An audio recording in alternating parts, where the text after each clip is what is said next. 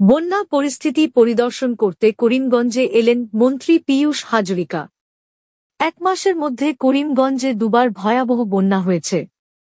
প্রথমবার এসেছিলেন বন্যার খোঁজ নিতে, ফের রবিবার করিমগঞ্জে বন্যার খোঁজ নিতে এলেন তিনি।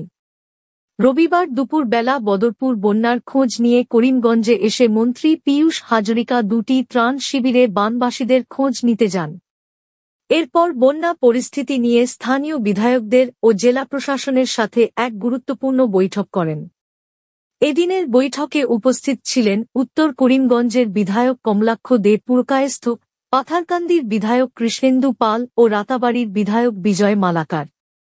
এছাড়া উপস্থিত ছিলেন জেলা বিজেপি সভাপতি Subrata Bhattacharya, STC chairman mission Ranjan Das. আজি আমি ডিস্ট্ৰিক্টৰ ৰিভিউ কৰিছিলোঁ। প্ৰথমটো বানপানীত আমি ডিস্ট্ৰিক্ট ৰিভিউ কৰিব পৰা নাছিলোঁ, কাৰণ তেতিয়া মডেল কণ্ডাক্ট চলি আছিলে। আৰু সেইখিনি সময়ত আমাৰ ৱাটাৰ ৰিচোৰ্চ ডিপাৰ্টমেণ্টৰ 4টা মথাউৰি ভাঙিছে। 4টাৰে 2টা ব্ৰিজ ফিল আপ কমপ্লিট হ'ল, 2টাৰ কাম চলি আছে।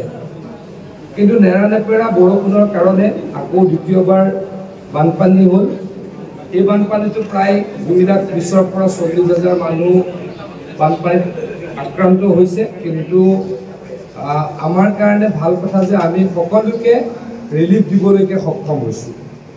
ভূমিস্খলনত 5গৰাকী মানুহৰ মৃত্যু হ'ল আৰু আজি তেখেতলোকৰ পৰিয়ালক আমি 4 লাখ টকা আজি সভাতে দিয়াৰ ব্যৱস্থা কৰিলোঁ। আমাৰ লংগাই, চিংলা আৰু কুচিয়াৰা এইকেইখন নদীত ফিজিবিলিটি চাই আমি 25ৰ পৰা 30 কিলোমিটাৰ মথাউৰি এই বছৰ বনাম বুলি সিদ্ধান্ত লৈছোঁ। ৱাটাৰ ৰিচোৰ্চ ডিপাৰ্টমেণ্টক নিৰ্দেশ দিছোঁ, অহা 5 দিনৰ ভিতৰত লংগাই, চিংলা আৰু কুচিয়াৰাত যদি ক'ৰবাত মথাউৰি বনাব পাৰি, মথাউৰি ইমিডিয়েট বনাবলৈ ব্যৱস্থা কৰিব লাগে। 6 নম্বৰৰ দিনা মাননীয় উপায়ুক্ত ডাঙৰীয়াই সন্মানীয় বিধায়কসকলক মাতি এই বিষয়ে অৱগত কৰিব আৰু অতি সোনকালে আমি যিমানখিনি পাৰোঁ লেণ্ড একুইজিশ্যনৰ কষ্ট নিদিয়াকৈ যিমানখিনি পাৰোঁ মথাউৰি বনাবলৈকে চেষ্টা কৰিম।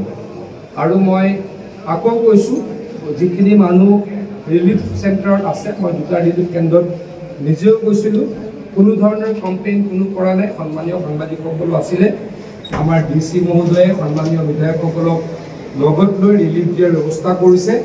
পৰৱৰ্তী সময়ত যাৰ হাউচ ডেমেজ হৈছে, তেওঁ পাৰ্চিয়েল বা ফুল্লি তেওঁলোককো পৰৱৰ্তী সময়ত ক্ষতিপূৰণ দিয়াৰ কাৰণে আমি ব্যৱস্থা কৰিম। দেখা গৈছে প্ৰতিবাৰ